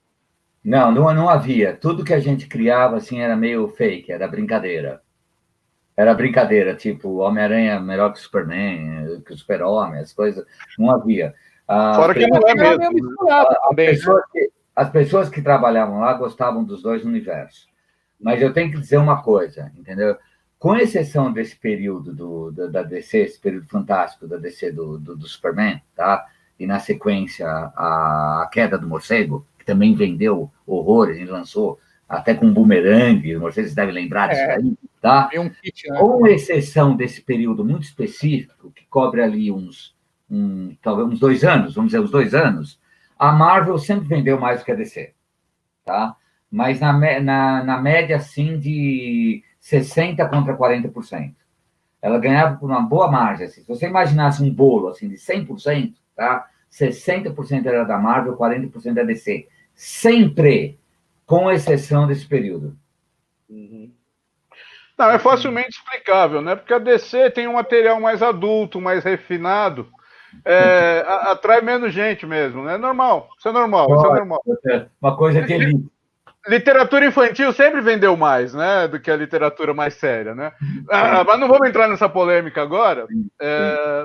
Cara, eu tenho mais umas 2 ou 3 perguntas só. Vai fazendo aí, eu preciso só pedir um pouco mais de água aqui, que senão eu vou morrer aqui. Tá. Então, enquanto o Figa está ali do lado, vamos continuar falando de como a DC é melhor que a Marvel. Então, a DC é melhor que a Marvel porque... Não, tô brincando. Aqui não tem frescura. Tirando o Batman. O Figa, pegando esse gancho de quando o Super-Homem vendeu muito, tá tudo muito explorado no livro, a gente falou muito disso, de quando você abriu, pagou royalties para a Marvel de $1 milhão também de dólares, uma coisa que nenhuma outra editora já tinha feito. Pode explora isso no livro. Só que tem uma coisa. Imagina quanto foi o faturamento bruto, né? Já que os royalties ficavam em torno de 7%, é só vocês fazerem a conta inversa. Para ver. Certo? E quanto foi o faturamento bruto? Tá? Então, o que eu quero... Assim, o que a gente explora no livro também é que teve uma queda muito rápida. O Super-Homem, a morte do Super-Homem saiu ali em 94, 95, vendia tudo aquilo. Homem-Aranha vendia 120 mil, os X-Men vendiam 90, 100 mil exemplares. E a partir de 98, 99, a queda foi tão brusca. A gente explora isso no livro, mas eu queria que você comentasse mais. A queda foi tão brusca a ponto do seu diretor chamar você, como você falou, e falar: olha, teu segmento não é mais de massa, é de nicho. Isso. Porque a venda começou a cair do Homem-Aranha, que vendia 120 mil, começou a vender 20 e poucos mil. X-Men começou a vender 18 mil. Exato. O que acabou, inclusive, a gente vai falar disso, levando à criação das Premium. Depois. Exatamente. Mas, na sua opinião, o que aconteceu para essa queda brusca? Em 4 anos, vendia muito, e daí começou a vender tão pouco. O que aconteceu com os quadrinhos? A gente não sabe. Posso só acrescentar uma pergunta? Posso acrescentar uma pergunta que é o mesmo tema, que é a pergunta do Wilson Simoneto. Figa, como um bom São Paulino, você acha que a Abril também não soube administrar a liderança e não soube se reinventar? Sem dúvida, Wilson. É exatamente isso. Eu já respondi uma parte para vocês com a questão de como ela é vulnerável, já que nada era dela. Já expliquei, né? E a questão de como ela deveria ter lidado com Maurício de Souza, não em 86, mas lá no início dos anos 70.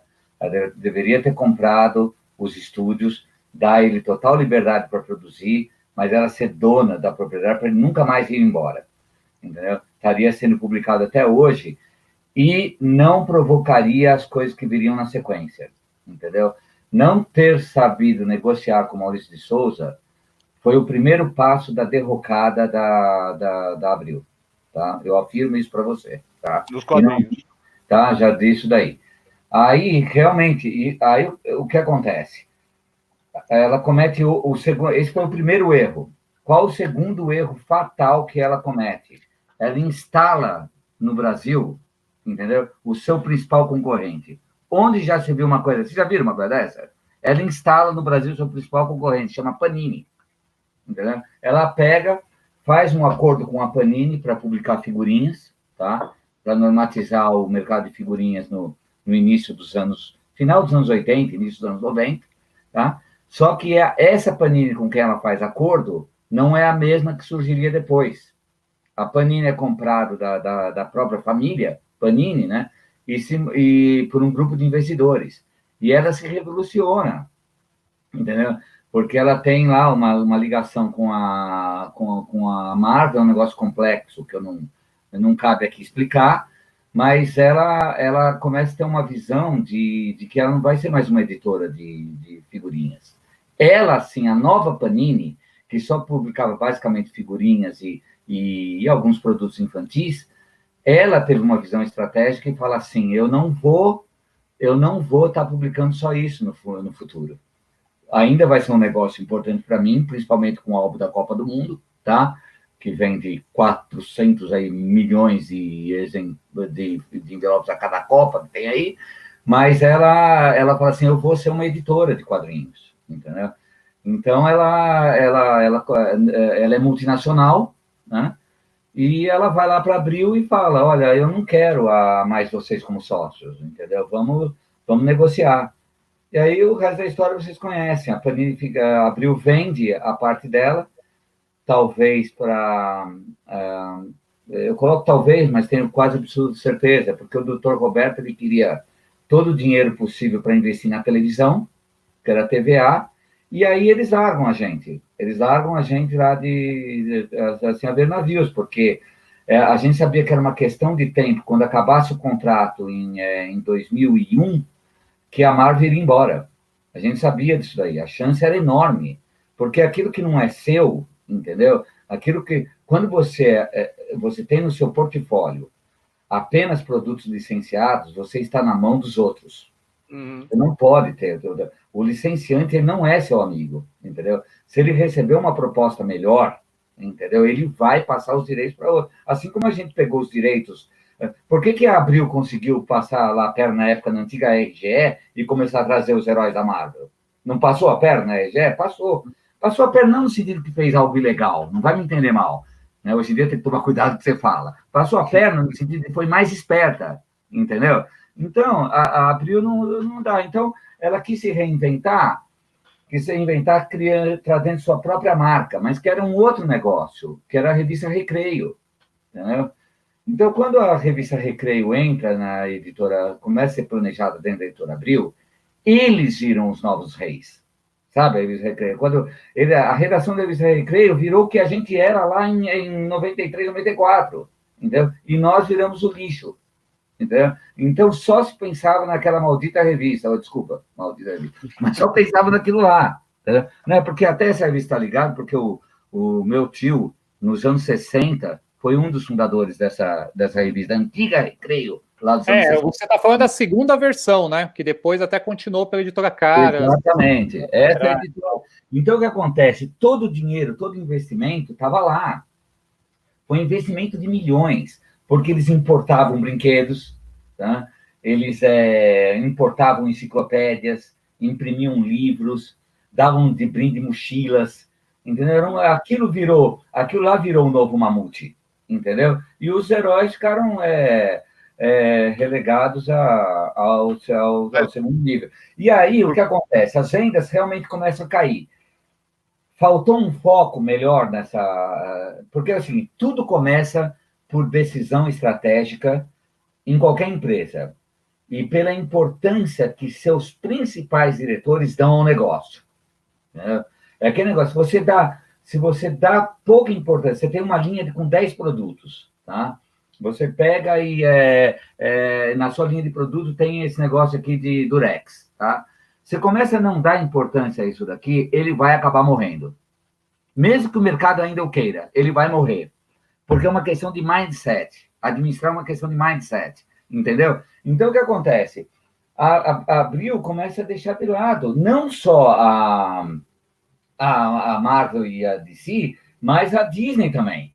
Aquilo passa a ser negócio, side business, negócio para andar ali do lado.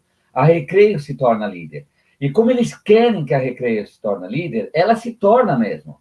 Porque a Recreio é lançada como um sucesso extraordinário, entendeu? Ela recupera, né? Quando eu até falei assim, pô, aquela maldita Recreio, mas o que acontece? Aquilo tira a gente do pedestal, você está entendendo? A Recreio recupera para Abril a margem que desculpa, não é margem, o market share que ela havia perdido lá atrás, que voltou a recuperar com o sucesso dos heróis, entendeu? O ciclo, tá? Mas aí os super-heróis começam a entrar em decadência, a Disney afunda de vez em nível de vendas, tá?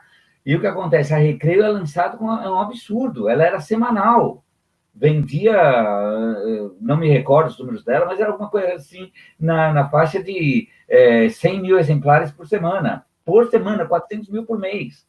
Então, o que acontece lá os típicos olhando aquela bola que mostra o market share, sabe? Que você vê nos livros de marketing, entendeu? Vê o market share voltando para Abril. Não recuperou a liderança, mas volta a empatar com a Turma da Mônica da Globo, porque é considerado do mesmo segmento, a Recreio. Se você olhasse os quadrinhos, o market share, só os quadrinhos, o market share tinha ido embora, porque o Maurício de Souza continuava vendendo bem no final do século, entendeu? Mas os heróis e a Disney não vendiam mais. Porque é um fenômeno interessante, porque né? A queda dos quadrinhos de super-herói não foi só no Brasil, né? Nos Estados Unidos também começou a cair. Olha, naquela época eu estava viajando todo santo ano para a convenção de San Diego, a Comic Con, que era uma outra coisa, isso é um assunto à parte. A Comic Con, nos anos 90, perto do que é hoje, não tem nada a ver. Não tinha filme. Brasileira, porque era uma convenção de quadrinhos mesmo, entendeu? Não, hoje é uma cultura pop. Hoje quase não tem quadrinhos, anuncia um lançamento de séries, vocês sabem bem, né? De filmes, vão atores, vão diretores, eles fazem, né, painéis especiais lá e tal, e os quadrinhos ficam até relegados a meio de escanteio ali. Na minha época, não, a Comic Con era 90% quadrinhos, era o contrário, né? Então, a gente participa, como nós éramos editores, nós participávamos dos eventos especiais, com os editores da Marvel, da DC, o pessoal da Image, e com os donos de comic shops, entendeu? Eu vi, pessoalmente, uma palestra do Frank Miller dizendo para os seus caras de comic shop que não pararam de reclamar. Parecia coisa de sindicato, sabe? Assim não dá, as vendas não param de cair, tentam nos empurrar títulos. Eu estava lá, ninguém me contou. O Frank Miller sobe lá no falando e fala assim, a Marvel está morta. Ele fala, Marvel is dead. Fala assim, né? Então, imagina eu como editor no Brasil, ali para 97, 98, eu ouvi o Frank Miller dizendo isso daí. Assim, eu não dou mais 10 anos para essa editora. Ele falou assim mesmo, entendeu? Então, ele sempre foi polêmico, né? E falou mesmo. E o pior, ele sai ovacionado. Teve que entrar um cara lá, que era meio que um representante do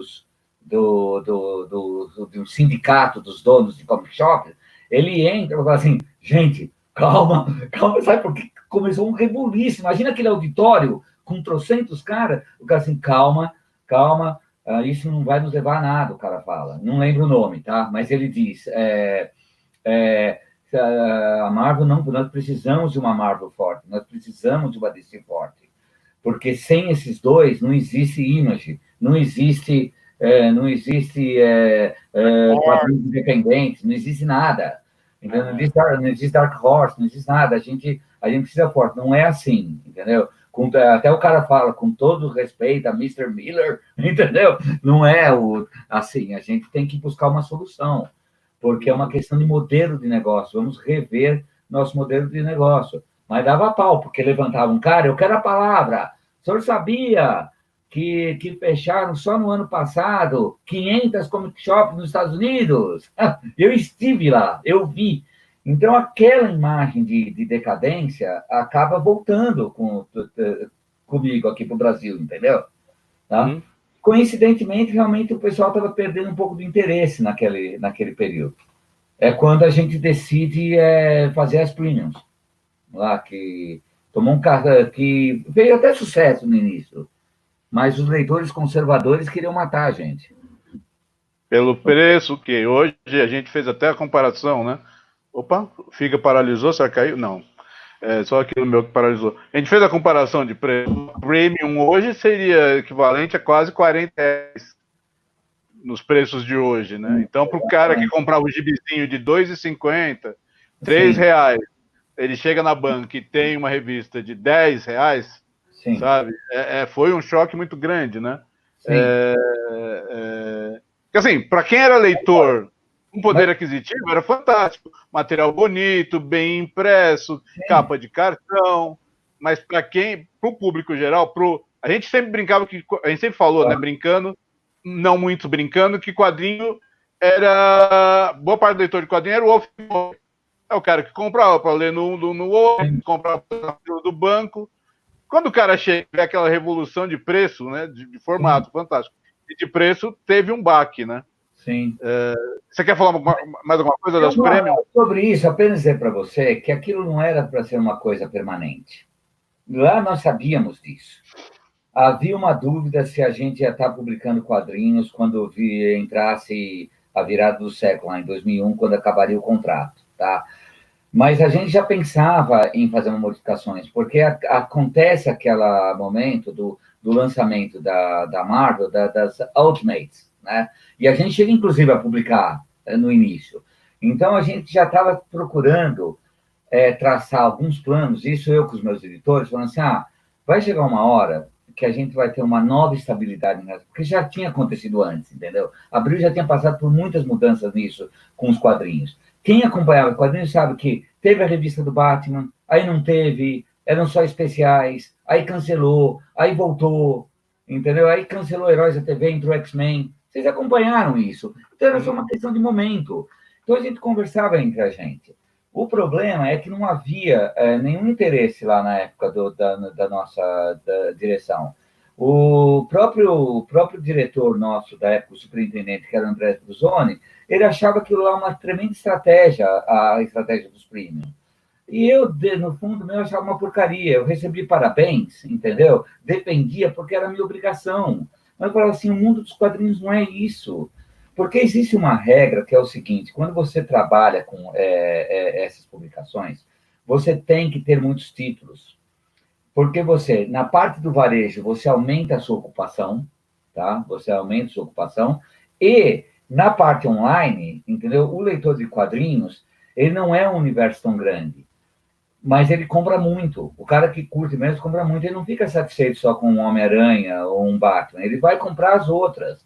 Ele vai fazer um mix dele, entendeu? Ele vai falar assim, olha, eu tenho dinheiro para comprar 10 títulos, eu vou comprar 10. Se ele só encontrar 2, 3 na banca, ele vai botar o dinheiro dele em outra coisa. Então, não é a estratégia mais inteligente. Veja a estratégia da Panini de ocupação hoje em dia.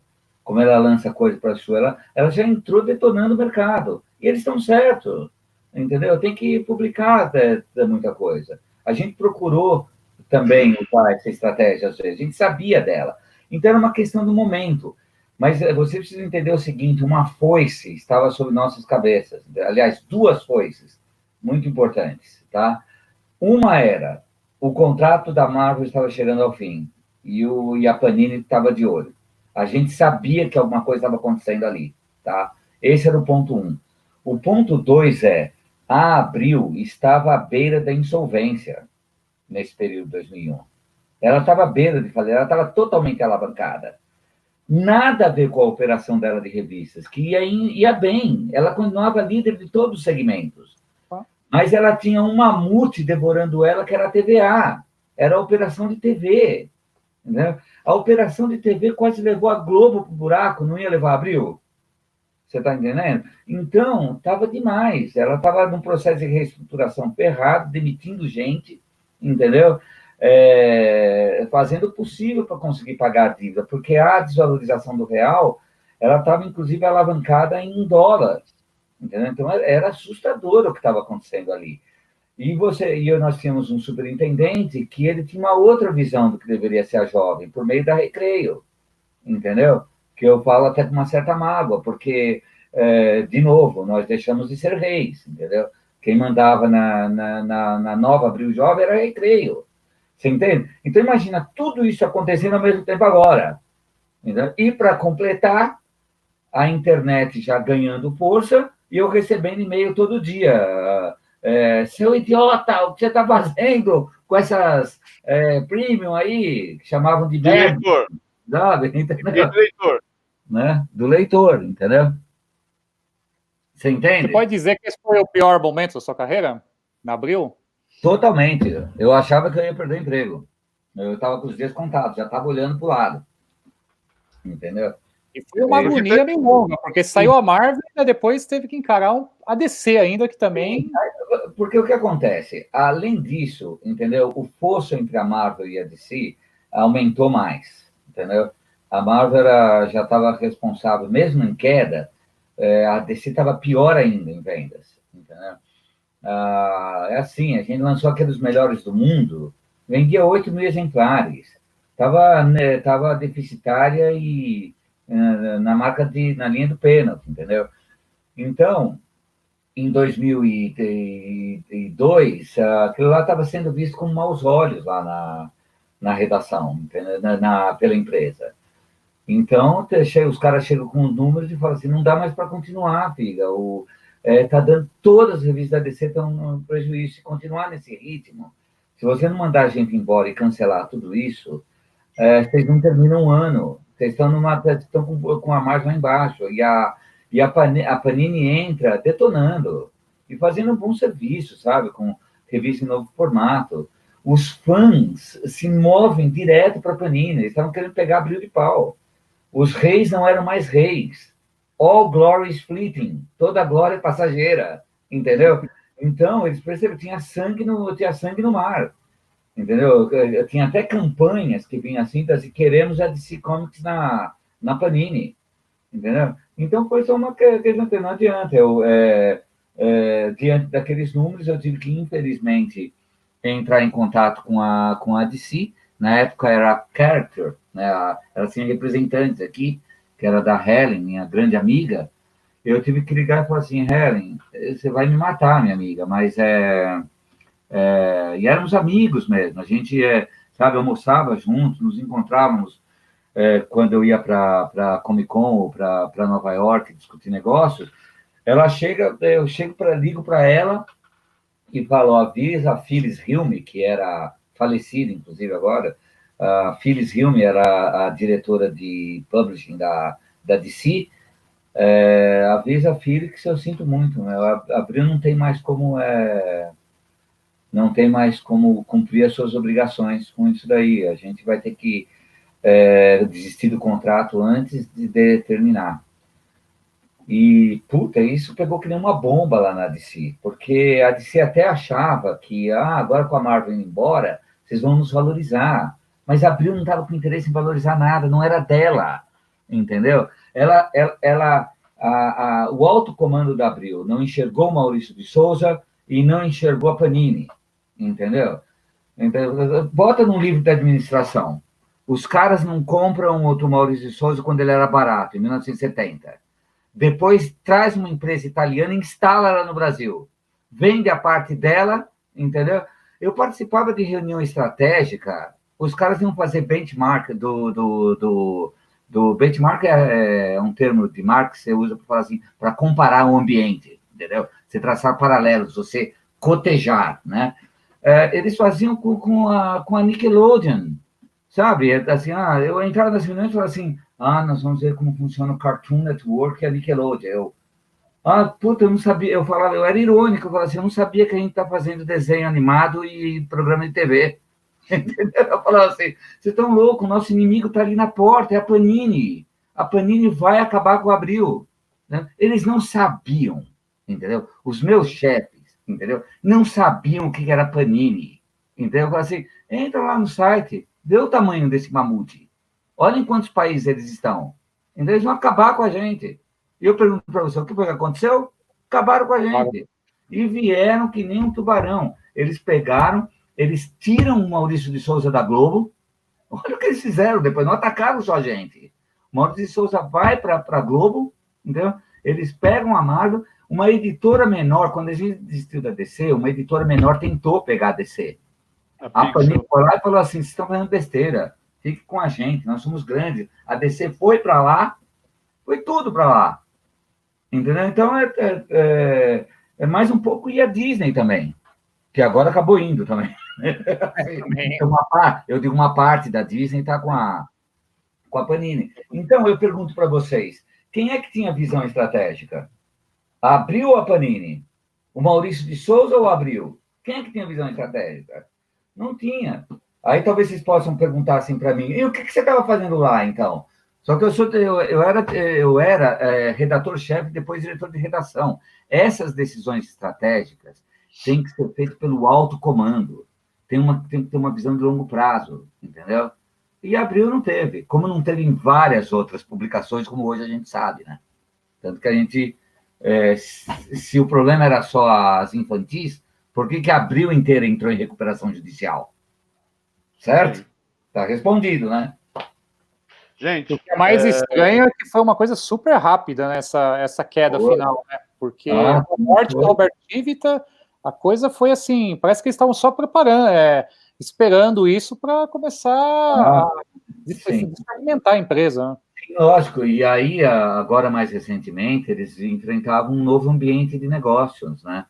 Um ambiente muito hostil, porque como ela não foi capaz de se reinventar, ela pega de frente a era digital, né, gente? Não adianta, impacta os negócios totalmente alavancado em mídia física.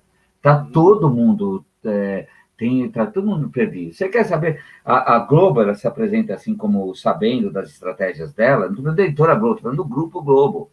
Eles devem ter um monte de dúvidas. Você viu o que eles estão fazendo? Procurando um monte de reestruturações? Porque o que acontece? A Abril, ela de uma hora para outra, aí sai da parte infantil, tá? Estou falando do Abril como um todo. Ela começa a perder milhões de reais em publicidade. Milhões. Por causa do YouTube, por causa do Facebook, por causa de tudo que vocês podem imaginar. Os diretores se reuniam naquela sala, eu participei de algumas reuniões, e falaram assim, gente, esse ano a gente perdeu 200 milhões de reais em faturamento de publicidade. Sabe o que é isso para uma empresa de revistas? Assim, na veia. E foi piorando. Esse número foi piorando muito mais. Entendeu? Mas aí é um outro assunto. Eu estou falando do Grupo Abril e a gente vai se perder se entrar nessa... Gente, eu vou falar 3 coisas importantes. Primeira, a gente explora isso no livro, de como a Panini, na verdade, começou a tirar a Marvel de todos os licenciantes dela lá na Europa já. Sim. Em 94, 95, 96. Já começou a tirar. E como a gente conta no livro que você nos contou, eles já tentaram tirar antes a Marvel da Abril e não conseguiram, né? Exatamente pelo contrato que tinha com a Panini, mas eles já estavam para tirar, né? Foi. A gente conseguiu proteger a Marvel por uns 7 anos, se eu não me engano, 8 anos, porque na hora que a Abril vende a parte dela na antiga Abril Panini, né? Relembrando, a gente instalou os caras e depois vendeu a nossa parte para eles. Mas nesse acordo, a Abril, isso foi inteligente, entendeu? Eles falam assim, se não botar no contrato que eles não podem competir na área dos super-heróis, e aí eles pediram em troca para a gente não competir na área de figurinhas, entendeu? E isso permitiu que a Marvel ficasse protegida sob um contrato por vários anos, 7 ou 8 anos, se eu não me engano. Isso foi bom, porque permitiu que a gente trabalhasse com uma certa tranquilidade, entendeu? A outra coisa importante que eu quero falar é que nós já estamos no ar há 1 hora e 34 minutos, então nós estamos muito perto de encerrar. esse papo. Tudo isso já? Para não cansar o nosso convidado, eu sei que a gente poderia passar horas. Leia o restante no livro. Isso que eu vou falar. Eu estou vendo muita gente comentando, fazendo algumas perguntas. Fala por que a revista Vertigo foi cancelada. Fala da Image. Fala de outros assuntos. Gente, está tudo no livro, tá? Que eu e o Manuel escrevemos. Sim. O Manuel vai colocar um link aqui da Editora Europa nos comentários para você comprar o livro, se você não tem, se você está interessado, quer saber mais sobre esses assuntos. E, gente, como a gente está a 1h35 já, sim, eu vou pedir também para o Manuel se ele tem mais uma ou duas perguntas do pessoal, do nosso público aqui que está acompanhando, assistindo, para a gente encerrar também, para não abusar do FIG. Eu sei que a gente poderia passar a noite aqui, cara, conversando, tá muito bacana, mas a gente também... Porque tem toda uma outra fase, que não vai dar realmente para falar agora, mas está muito bem explicado no livro, inclusive com a opinião porque não tem só a minha opinião, né? O legal do Império dos Gibis, é importante dizer, vocês ouviram Elcio, JP, ouviram diversos outros colaboradores da Abril, outros diretores que tiveram muita importância lá, falaram com o Primágio na parte da Disney, falam da parte de ouro da Disney lá atrás, do renascimento dessa Disney, que também está lá, que eu tive a oportunidade de... Né, a Disney foi muito bem a partir ali da segunda metade do início desse século, para 2005 para frente, tivemos 10 bons anos ali também. Tem tanta coisa e tanta gente que teve importância, e que algumas, inclusive, são pessoas que têm uma visão talvez diferente da minha. Eu, ao ler o livro, eu vi isso daí, que tem gente que vocês colocam as duas partes. Tipo, essa pessoa discorda do Figa nesse ponto, ou o Figa discorda daquela. Isso é legal. Então, eu recomendo realmente, porque o livro é muito bom. E essa parte que nós não tivemos oportunidade de falar nessa live, que é de, vamos dizer assim, 2001, 2002 para frente, né? Que vamos chamar assim, de um renascimento Disney, né? Fica para o livro, porque de fato uma longa história. Ou você quiser, a gente pode fazer uma outra live daqui a uns tempos também. Só focando na parte. Eu estou sempre à disposição de vocês. Então, tem uma pergunta aqui. Sim, tem uma pergunta bem interessante aqui do Renato Kreisig. É verdade que o Figa nunca mais leu um gibi depois saiu da Abril? Ele deve estar remetendo a uma das frases finais do texto, que diz que no último dia, quando você saiu, você falou que nunca mais ia ler um gibi. Isso você nunca mais leu desde então? Nunca mais vi, acho que nunca mais vou ler. Eu tenho muita coisa guardada Esses que estão aqui atrás de mim não são nem meus, viu? São tudo dos meus filhos, eles curtem muito. O mais velho lia muito mangá, o mais novo curte mangá, mas também curte muito Marvel e DC. Tem, inclusive, vários encadernados da Panini aqui, que ou eles compraram, ou eu ganhei de amigos que me mandam, entendeu? Mas, né, tá aí de enfeite, quer dizer, para mim. Eu não... são do meu filho, entendeu? Eu tenho muitos num outro refúgio que eu tenho em Serra Negra, que está tudo entupido de livros, não só gibis, né, mas muitos livros e encadernados e gibis que eu tenho em Serra Negra, que é o meu refúgio, onde eu vou para ler, sabe, tranquilo, é muito legal. E lá está entupido de coisa, mas aqui em São Paulo não tem. Só que tudo que está guardado lá está guardado, porque eu não tenho lido, não. Eu vou te dar um gibi. Tem tudo que você editou? Tem essa mania de guardar? Eu também, gente. Que é o seguinte, eu trabalhei 31 anos e meio com isso daí. Eu li uma quantidade de histórias que eu acho que para 5 vidas. Porque teve períodos onde eu lia absolutamente tudo. Em inglês, depois que saiu em português, entendeu? Então, eu também estou um pouco cansado, entendeu? E existe tanta coisa, né, no mundo para ver. Quando eu percebo que existem alguns clássicos da literatura que eu não tive a oportunidade de ver, e, sabe, você pega, por exemplo, o Sapiens e o Homo Deus, está até aqui. Você pega esses livros do Harari, nossa, você entra nesses livros, você não quer ler mais nada, porque eles se absorvem de tal forma E então e é isso. Então é meio que uma decisão, sabe? Eu prefiro ficar hoje mais na literatura, recuperar o tempo perdido, porque a Marvel e a DC me deixaram um pouco ignorante, no sentido de que e a Disney também, porque no sentido que eu trabalhava 10 horas por dia com isso daí, chegava cansado em casa para ler outra coisa, entendeu? Só no sábado e domingo que eu pegava um livro.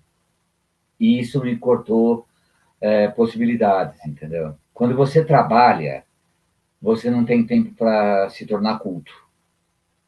E quando você ainda trabalha com uma espécie específica de publicação, você tem menos tempo ainda de ficar culto, entendeu? Tanto a prova disso é que hoje você vê como o jornalismo está tomado de jornalistas muito ruins.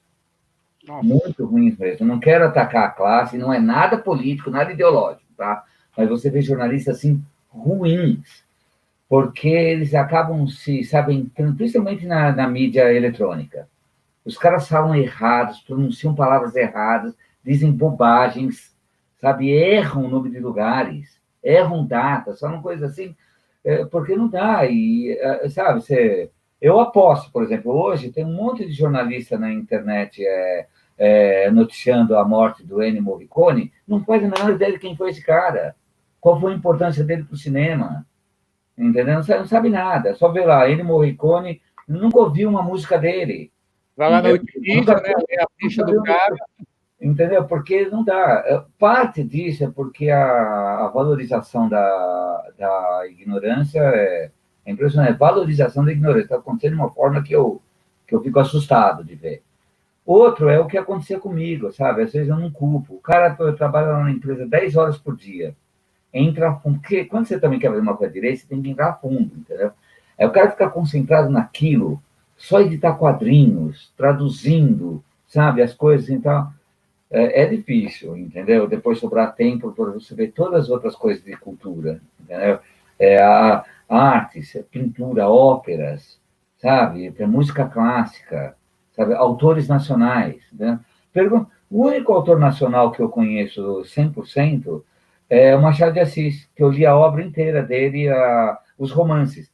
E nem posso dizer que eu conheço 100%, porque ele também tem contos, ele tem peças de teatro, e eu li muito pouco disso daí. Eu posso dizer que eu conheço Machado de Assis porque eu li 100% dos romances. Vocês entendem onde eu quero chegar? Aí me perguntem de outros autores. Entendeu? Sem nada de Jorge Amado, sabe? Li um livro lá que eu acho que é Navegação de Cabotagem.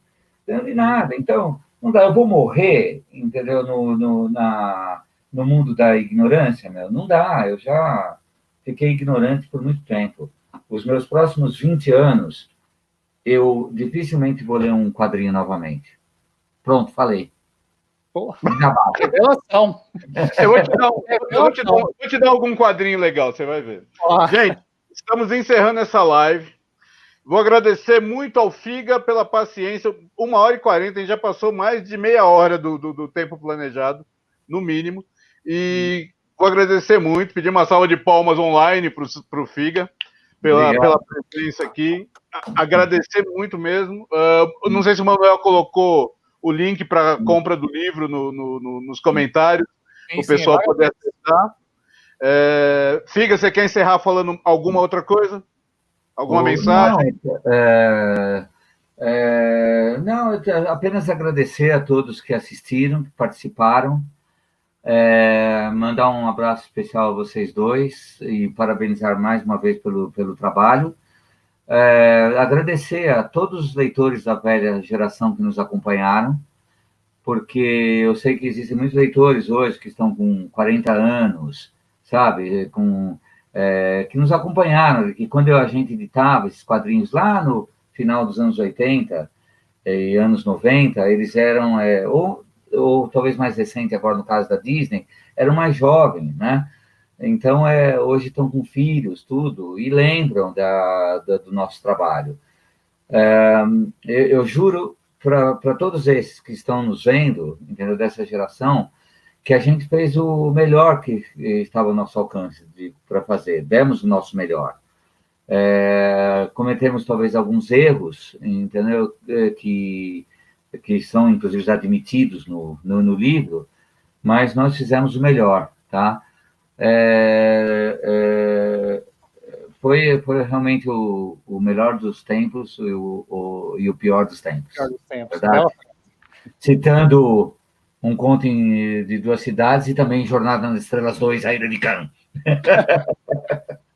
Eu queria muito ter falado da concorrência da Globo, queria ter falado de Star Trek na sua formação, queria ter falado dos quadrinhos da Disney, mas vai ter que ficar para uma outra ocasião.